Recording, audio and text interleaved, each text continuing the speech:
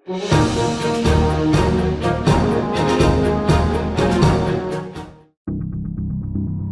ஹாஸ்பிட்டல்ல கட்டிடலாம்.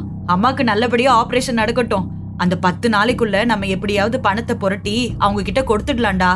எப்படி ஐடியா என ரமேஷ் கூற, அதை கேட்ட சந்திரன் ஒரு கணம் யோசித்தவாறு இருந்தான். அதை கேட்ட சந்திரனுக்கும் சரி என்றுதான் பட்டது. எனவே அடுத்த நாள் காலை சந்திரன் மற்றும் ரமேஷ் இருவரும் வழக்கம் போல் வேலைக்கு சென்று கொண்டிருக்கும் போது குளத்தங்கரையில் நிலா இருப்பதை பார்த்த ரமேஷ் பேச தொடங்கினான். நடா இந்த பொண்ணு இங்கே வந்து தனியா நின்னுகிட்டு இருக்கு என ரமேஷ் கேட்க, அதை பார்த்த சந்திரனுக்கு சடனாக ஏதோ நினைவு வந்தது. ஆம், சிறுவயதில் அடிக்கடி அவர்கள் இந்த குளத்தங்கரைக்கு வந்துதான் விளையாடுவார்கள். அதை நினைவு கூர்ந்தவன், பிறகு அவள்தான் தன்னை மறந்து விட்டாளே, நம்மை எங்கு தேடி வந்திருக்க போகிறாள் என யோசித்துவிட்டு, அவள் தன்னை அமெரிக்காவிலிருந்து வந்ததிலிருந்து எப்படி நடத்துகிறாள் என நினைத்து பார்த்தான். அதை பற்றி ரமேஷிடம் எதுவும் பேசாமல், நீ பேசாம வண்டிய ஓட்டுடா, அவ எங்க நின்னா நமக்கு என்ன என கூறியவன் திரும்பி நிலா நின்று கொண்டிருப்பதை பார்த்தவாறு சென்றான். அவள் தன்னை பார்த்ததிலிருந்து எவ்வளவு இழிவாக நினைக்கிறாள், அதிலும் இப்போது தனக்கு பண தேவை இருக்கிறது என்று தெரிந்து கொண்டவள் அதை அவள் தோழியிடம் சொல்லி தன்னையே பணத்துக்காக ஒருத்தியிடம் விற்க பார்க்கிறாள் என்று நினைத்தவனுக்கு அவள் மேல் ஆறாத பயங்கர கோபம் வந்தது. 2 நாட்களாக பணம் தேடி அலைந்தவனுக்கு ஏனோ பணம் கிடைக்கவில்லை. எனவே மைத்திலி சொன்ன கண்டிஷனுக்கு ஒத்துக்கொள்ளலாம் என சந்திரன் ஒரு முடிவுக்கு வந்தான். அவளை பார்க்கலாம் என செல்லும் வழியில் நிலா சவுண்டு கேட்டு திரும்பி பார்த்தவன் அந்த வழியில் நிலா குதிரை சவாரி பண்ணி கொண்டிருப்பதை பார்த்தான். அப்போது குதிரை எதையோ பார்த்து பயந்து துள்ளி குதிக்க, அதில் தடுமாறி கீழே விழுந்தவளின் கையில் நன்றாக காயம் பட்டு ரத்தம் வந்தது. அதை ஒரு கணம் பார்த்த சந்திரா, நிலா என கத்தியவாறு அவள் அருகில் சென்றவன், ஏய் பார்த்து ஓட்ட மாட்டியாடி, பாரு எப்படி அடிபட்டு ரத்தம் வருதுன்னு, லூசு, உனக்கு ஏதாவது ஆச்சுன்னா அப்புறம் நான் என்ன பண்ணுவேன்? எப்ப பாரு உனக்கு விளையாட்டுதான், எதையுமே சீரியஸா எடுத்துக்க மாட்டியா என்று பேசியவாறு அவளை தூக்கி கொண்டு போக நிலா அவனையே வித்தியாசமாக பார்த்தாள். என்ன சொன்ன சந்திரா? எனக்கு ஏதாவது ஆச்சுன்னா நீ என்ன பண்ணுவியா என நிலா கேட்க, நான் எங்க அப்படி சொன்னேன்? நான் அப்படி சொல்லவே இல்லை. உனக்கு ஏதாவது ஆச்சுன்னா எனக்கு என்ன? நான் உங்க அப்பா அம்மா பத்தி தான் கவலைப்பட்டேன் என சந்திரன் பேச்சை மாற்றியவன் பிறகு அவளுக்கு மருந்து போட்டு விட்டான். நிலா, உன்னோட ரூம் எங்க இருக்குன்னு சொல்லு என சந்திரன் கேட்க, அவள் வழி சொல்ல அவளை தூக்கி சென்று அவள் அறையில் விட்டவன், இங்க பாரு நிலா, ஒழுங்கா ரெஸ்ட் எடு. நான் கீழே உங்க அம்மா கிட்ட சொல்லிட்டு போறேன். இந்த மாதிரி எல்லாம் மறுபடியும் அந்த குதிரையில ஏறாத என சந்திரன் கூறினான். தான் எதுக்கு இங்கு வந்தோம் என்பதையும் மறந்து பணம் கேட்காமல் அங்கிருந்து சென்று விட்டான். ஆனால் லேசாக அடிபட்டதற்கே அவன் தனக்காக பதறியதும், தன்னை தூக்கி கொண்டு வந்ததும், அதுவும் இல்லாமல் அவன், உனக்கு ஏதாவது ஆச்சுன்னா நான் என்ன பண்ணுவேன் என சந்திரன் கேட்டதும் அவள் காதில் ஏனோ ஒலித்து கொண்டே இருந்தது. இவனோட நடவடிக்கை எல்லாம் ஏன் சிட்டுவோட நடவடிக்கை மாதிரி இருக்கு? இவனை பார்க்கும் போதெல்லாம் ஏன் சிட்டுவோட நினைப்பா இருக்கு என நினைத்தவளின் நினைவு அவள் கடந்த காலத்திற்கு ஊடுருவி செல்ல, சிறுவயதில் அவள் சிட்டுவுடன் விளையாடுவதையும் அவனுடன் அவள் கழித்த நாட்களையும் நினைத்து ஏங்கினாள். அவன் நினைவாக இருக்க, அவன் இப்போது எங்கு இருக்கிறான், எப்படி இருக்கிறான் என தெரியாமல் இருக்க, எப்பொழுதும் அவர்கள் சந்திக்கும் அந்த குளத்தங்கரைக்கு அவள் அந்த அடிப்பட்ட கையை வைத்துக் கொண்டே சென்றவள் அவனுக்காக காத்திருந்தாள். நிலா அமெரிக்காவிலிருந்து வந்தவள். ஒரு முறையாவது அவளை பார்க்க சிட்டு மறுபடியும் வந்துவிட மாட்டானா, அவனை பார்க்க மாட்டோமா என்று காத்திருந்தாள். அந்த வழியாக வந்த ரமேஷ் முன்பு போல் போகாமல் இந்த முறை அவளிடம் சென்று பேசினான். இங்கு சந்திரன் தன் அம்மாவை பார்க்க ஹாஸ்பிட்டலுக்கு வந்திருந்தவன் டாக்டரை பார்க்க சென்றான். ஏன் இன்னும் பணம் கட்டல சந்திரன்? சீரியஸ்னு தெரியாம நீங்க இன்னும் பணத்தை ரெடி பண்ணாம இருக்கீங்க? அவங்க உடம்பு வீக் ஆயிட்டே போகுது. நம்ம சீக்கிரமா அவங்க உடம்புல ஒரு கிட்னியை வச்சாகணும். அப்பதான் அவங்க உடம்பு நல்லா இருக்கும். இல்லனா அவங்க உடம்புல உள்ள உறுப்புகள் செயலிழந்து போயிடும் என டாக்டர் கூற, ஐயோ டாக்டர் அப்படின்லாம் சொல்லாதீங்க, நீங்க ட்ரீட்மெண்ட் ரெடி பண்ணுங்க, நான் கண்டிப்பா நாளைக்கு பணத்தை கட்டிடுவேன் என சந்திரன் கூறியவன் மைத்திலி நம்பரை தன்னிடம் ரமேஷ் கொடுத்ததை எடுத்து பார்த்தவன் அவளுக்கு போன் செய்து முதலில் அந்த பணத்தை தனக்கு கடனாக தருமாறு கேட்டான். கடனாலா என்னால தர முடியாது, எனக்கு நீ வேணும், உனக்கு பணம் வேணும், அவ்வளவுதான் டீல். உனக்கு ரீப்ளேஸ்மெண்ட் தான் அந்த பணம், புரியுதா மை லவ்லி பாய் என அவள் கண்டிப்பாக கூறிவிடவே அவனும் வேறு வழி இல்லாமல் ஒத்துக்கொண்டவன் நாளை வந்து பணத்தை வாங்கிக் கொள்வதாக அவளிடம் கூறி போனை வைத்து விட்டான். இங்கு ரமேஷ், "நான் மேடம் இங்க வந்து நிக்கிறீங்க?" என நிலாவிடம் கேட்க, "அது ஒண்ணும் இல்ல, சும்மாதான்" என நிலா கூறியவள் பிறகு ஒருவேளை இவன் தான் நம்ம சிட்டா இருக்குமோ என நினைத்தாள்.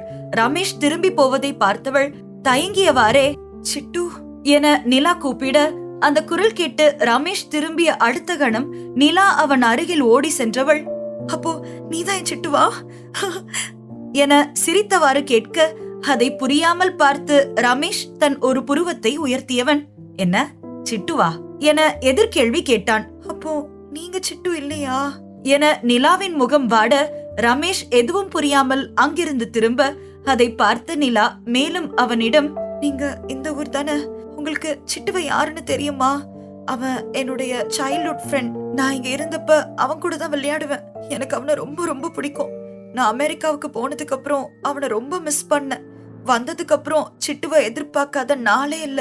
ஆனா அவன் என்ன பார்க்க வரவே இல்லை. எனக்கு இப்போ அவன் எப்படி இருப்பான்னு கூட ஞாபகம் இல்ல. ஆனா அவன் இங்க வருவான்.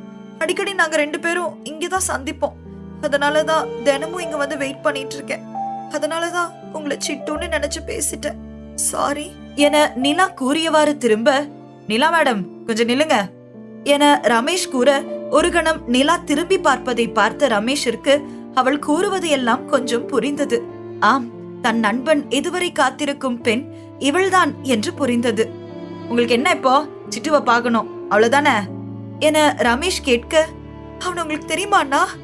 என நிலா சிரித்தவாறு ஓடி வந்து அவனை கேட்டாள்.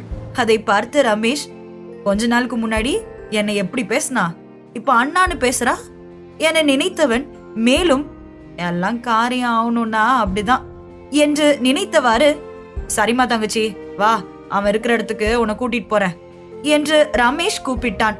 ஆனால் இப்போது அவன் தங்கச்சி என்பதற்கு நிலா எதுவும் சொல்லவில்லை. நேராக ஹாஸ்பிட்டலுக்கு நிலாவை ரமேஷ் கூட்டிக் கொண்டு வந்தான். கமலா அம்மாவுக்கு சந்திரன் ஆப்பிளை கட் செய்து கொடுத்து கொண்டிருப்பதை பார்த்த ரமேஷ், "அங்க பாரு நிலா, அங்கதான் இருக்கான் உன் சிட்டு" என ரமேஷ் கூற, "அங்கயா?" என நிலா பார்த்தவள் அங்கு சந்திரனும் அவனது அம்மாவும் தானே உள்ளார்கள் என நினைத்தாள். மேலும், ஒருவேளை இவன் தான் சிட்டுவா என நம்ப முடியாமல் பார்த்தவள், "இந்த ரமேஷ் என்கிட்ட போய் சொல்றானா?"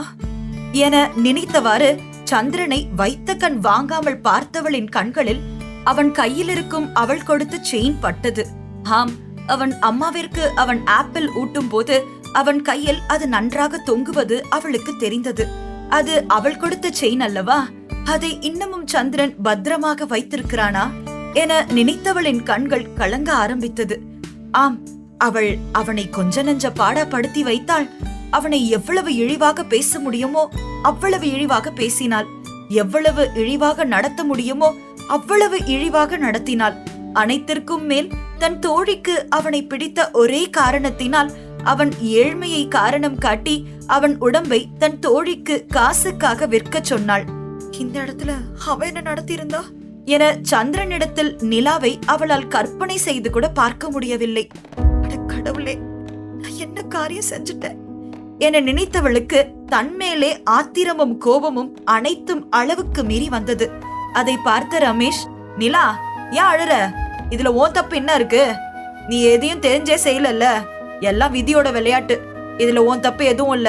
நீ இப்பவே சந்திரன்ட்ட பேசுமா, எல்லாம் சரியாயிடும்" என ரமேஷ் அவளுக்கு ஆறுதல் கூற, நிலா அதை கேட்க மறுத்தவள், "எந்த மூஞ்சி வச்சுக்கிட்டு நான் என்ன போய் அவன்கிட்ட பேச சொல்றீங்க? பிளீஸ்னா, எனக்கு இதை மட்டும் பண்ணுங்க. அவன் தான் சிட்டுன்னு எனக்கு தெரியும்னு அவன்கிட்ட சொல்லாதீங்க. அது போல நான் இங்க வந்ததையும் சொல்லாதீங்கண்ணா, பிளீஸ்னா" என்றவாறே நிலா அங்கிருந்து சென்றவள் ஒரு கணம் நின்று திரும்பி சந்திரனை பார்த்தவள் மேலும் அங்கு நிற்காமல் ஒரே ஓட்டமாக ஓடிவிட்டாள். அவள் ஓடுவதை பார்த்த ரமேஷுக்கு தான் என்ன செய்வதென்று தெரியவில்லை. காலம் இருவரையும் எப்படி புரட்டி போட்டுவிட்டது. பல வருடங்களுக்கு பிறகு இருவரையும் சந்திக்க வைத்த விதி அவன்தான் அவளின் சிறுவயது கள்வன் என அடையாளம் காட்ட மறந்துவிட்டது. தான் நேசித்தவன் என தெரியாமலேயே அவனை வேறு ஒருத்திக்கு விற்க பார்த்துவிட்ட பிறகு இப்போது அவன்தான் உன் காதலன் என அடையாளம் காட்டி காலம் அவளிடம் விளையாடி கொண்டிருக்கிறது. கடவுளே, இவங்க 2 பேரையும் சேர்த்து வச்சிடு என ரமேஷ் கூறியவன் பிறகு சகஜமாக சந்திரனை நோக்கி நடந்தான். டி ரமேஷ், நாளைக்கு நாம நிலா வீட்டுக்கு போகணும். காலையில ஒரு 10 மணிக்கு ரெடியாரு, சரியா என சந்திரன் கூற, ஏண்டா எதுக்காக அங்க போனோம் என ரமேஷ் கேட்க, தன் அம்மாவிடமிருந்து தள்ளி அவனை கூட்டி வந்தவன், என்னடா எருமை, மறந்துட்டியா? 5 லட்சம் வாங்கணும்ல, அம்மாக்கு நாளைக்கு ஆபரேஷன்ல, அதான் நான் அந்த மைத்திலி கிட்ட பேசிட்டேன், நாளைக்கு வர சொல்லியிருக்கா என சந்திரன் கூற, இல்லடா சிட்டோ, வேணாம், நம்ம காசை வேற எங்கேயாவது வாங்கிக்கலாம், அந்த மைத்திலி கிட்ட வேணாம் என அதை மறுத்து ரமேஷ் கூற, அதை வித்தியாசமாக பார்த்த சந்திரன், என்னடா நேத்து நீதான் இந்த ஐடியாவை எனக்கு கொடுத்த, மறந்துட்டியா? இன்னைக்கு வேணான்னு சொல்ற என சந்திரன் கேட்க, ஒரு கணம் அமைதியாக நின்ற ரமேஷ், நேற்று நிலாதான் இவன் இதுவரை காதலித்த காதலி என்று தெரியாமல் அல்லவா அந்த ஐடியாவை அவன் கொடுத்தான். இப்பொழுது அவள் முன்பே தான் விரும்பியவனை இன்னொரு பெண் பங்கு போடும் அவலம் நடந்தால் ஒரு பெண்ணின் நெஞ்சம் என்ன பாடுபடும் என நினைத்தவன் அதற்கு ஒப்புக்கொள்ளவில்லை. ஆனால் அதை சந்திரன் ஏற்றுக்கொள்ள மறுத்தவன், நான் உன்கிட்ட சம்மதமான ஒன்னும் கேட்கலடா, சரியா? ரெடியாரு, நாளைக்கு போறோம், அவ்வளவுதான் என சந்திரன் கூறியவன் அங்கிருந்து சென்று விட்டான்.